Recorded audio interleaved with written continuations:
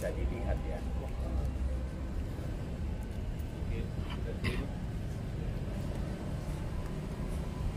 Itu yang satu bisa dibacain Bang, laporannya atas apa?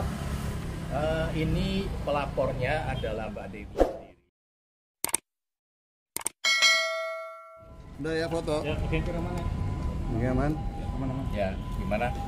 Bang, mungkin agendanya malam ini seperti apa Ya, laporan hari ini? Jadi kita hari ini sudah berhasil membuat 2 laporan polisi. Saya tunjukkan, yang satu adalah ini, yang sudah ada bukti tanda laporan polisi ya. Jadi bisa dilihat ya.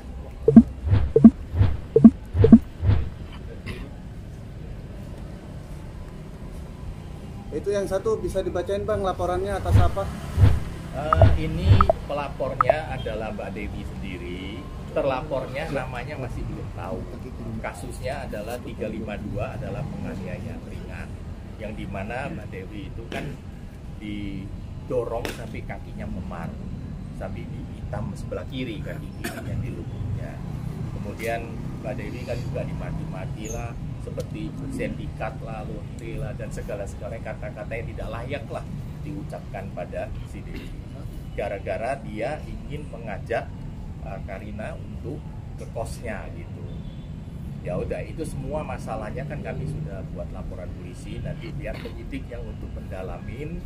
Apalagi kan dia seolah-olah kan mengatakan dia itu adalah anggota. Bener atau enggak kita nggak tahu, sampai dia ngomongnya begitu, bentak-bentak begitu. Jadi dengan kasar lah, mobilnya dipukul dan segalanya.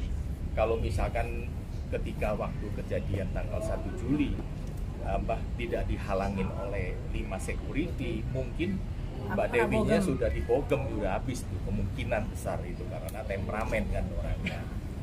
Yang kedua, laporannya ini sedang dibikin, sedang di print, itu adalah EL yang dilaporkan, yang dimana Mbak Dewi dituduh sebagai cepuh karena dia waktu pergi sama seseorang dia tertangkap masalah soal narkoba, sedangkan alasannya dia ditangkap karena dilaporkan oleh Mbak Dewi sebagai seorang cepuh lah, kira-kira demikian.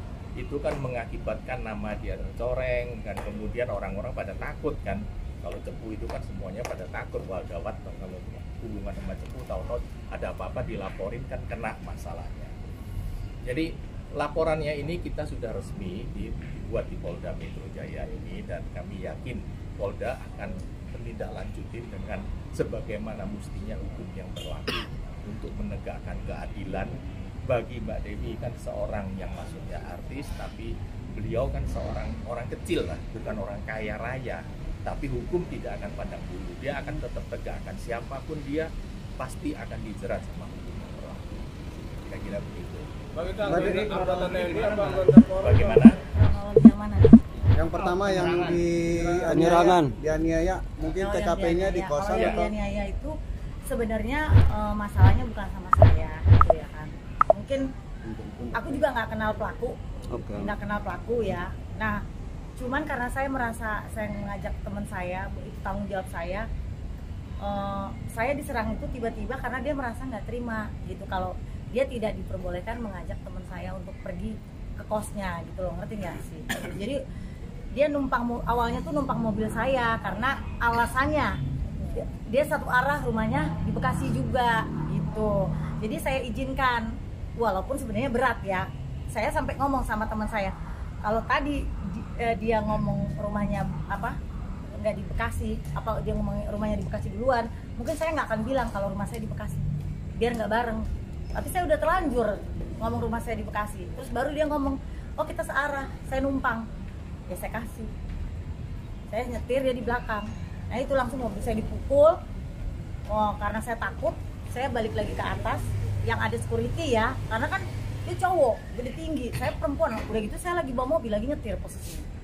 Teman saya cewek satu, sini cowok asisten, kayak gitu. Saya putar balik ke atas, ke lantai 7. Kebetulan ada security. Itu kalau nggak dihalau security, 99% bukan saya yang ini nih ya, saya pasti kena tonjok. Karena saya didorong, baru keluar dari mobil pun saya sampai biru, kena dorong. Ada videonya, nanti saya bisa share kayak gitu, yang posisi masih biru banget. Dan sampai detik sekarang tuh dia nggak ada permintaan maaf muncul pun, nggak ada. Itu yang saya sangat kecewakan kayak gitu loh. Ngakunya dari apa? Ngakunya anggota, saya nggak tahu dia anggota apa atau apa gitu. Intinya dia ngakunya salah satu anggota gitu. Tapi kita nggak tahu ya. Berpangkat? Dia intinya kalau masalah berpangkat saya nggak tahu, bilangnya anggota aja. Intinya seperti itu. Dia mengintimidasi saya kayak gitu. Saat kejadian kondisi pelaku itu normal atau mabuk? Nah saya nggak tahu kalau itu normal dan mabuk, saya kurang tahu kayak gitu. Yang jelas itu pasti normal karena kan dia bisa bikin strategi taktik kan. Biasa kalau cowok ngerayu cewek kan gini, rumahnya di mana? Oh ya aku juga di sana, aku numpang. Itu semua kalau dia ngomong di rumahnya di Tangerang juga dia bilang oh iya aku juga di Tangerang. Itu sudah teknik kuno. Itu biasanya begitu, berarti dia dalam keadaan sadar kan, karena dia bisa mengajak Karina dalam hal ini untuk ke kos-kosannya. Ya mungkin menurut saya demikian lah.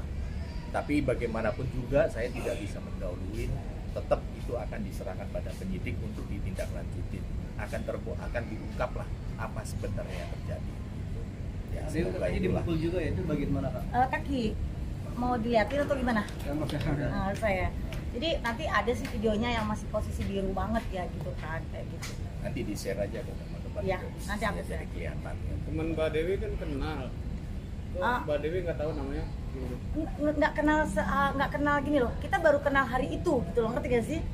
Kenal hari itu gitu. Temenku juga sama kenal hari itu.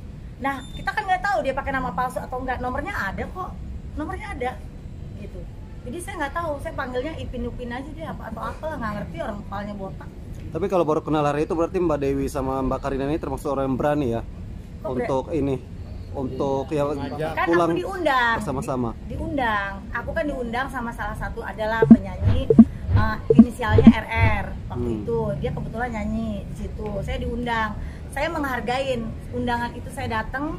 Nah saya nggak tahu kalau ketika pulang seperti itu, dan saya juga nggak kepingin orang itu numpang. Kalau bisa dia nggak numpang, masa sih nggak sanggup bayar Grab kan gitu logikanya gitu loh. Males gitu sebenarnya kalau apalagi setelah kejadian kayak gini, trauma gitu loh.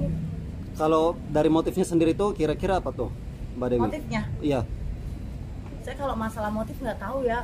Ya Mas nanti kalau seandainya pelakunya dari diundang tanya dia motifnya apa, saya nggak ngerti. Ya Pak, bingung ya Pak. Langsung tanya aja sama terlapor apa aja, gitu ya, Pak? terlapor gitu kan. Bingung motifnya apa, nggak tahu. Pak, berarti Nggak, dia tiba-tiba marah-marah. lapornya tadi nomor telepon sama foto atau gimana? Kan Fotonya udah kita serahkan gitu kan. Jadi foto itu bisa dilihat di TikTok kan kelihatan sangat. Di TikTok aku ada kok, Iya. lihat aja, masih ada. Sangat jelas. Pasalnya Tapi Pak, namanya nggak tahu. katanya Pasalnya di- 352. Ancamannya? 35 ancamannya dalam hal ini ya tergantung daripada hakim ya. Kalau 352 ini kan penganiayaan ringan kan, bisa 9 bulan, bisa 1 tahun, bisa 2 tahun kan. Kita bukan masalah soal ancaman hukumannya, tapi kita harus menyentuh pada masyarakat bahwa janganlah melakukan perbuatan pidana seperti ini lagi pada siapapun, tidak diperkenankan, apalagi terhadap seorang perempuan ya. Perempuan itu kan lemah, perlu dilindungi, bukan ditakut-takutin, bukan dipukuli. Itu yang harus kita tegakkan supaya ada kesadaran masyarakat pada umumnya itu harus sadar. Mbak Dewi, pemicu si terlapor itu marah-marah dan sampai menganiaya diduga. Ya karena teman saya nggak mau ikut gitu loh. Jadi kan saya secara langsung kan bertanggung jawab gini. Saya ngomong pelan-pelan waktu itu ya kejadiannya. Bang maaf ya, teman saya ini KR nggak bisa ikut ke pos abang. Langsung ngamuk jeber gitu. Harusnya kalau dia mungkin nggak di mobil saya, posisinya di mobil teman saya yang kenal itu, ya mungkin dia ngamuknya di mobil teman saya, bukan di mobil saya. Nah itulah makanya saya ada penyesalan kenapa saya bilang rumah dulu di Bekasi. Coba biar dia nyebutin rumah dulu di mana, baru saya bilang di mana, biar dia nggak numpang.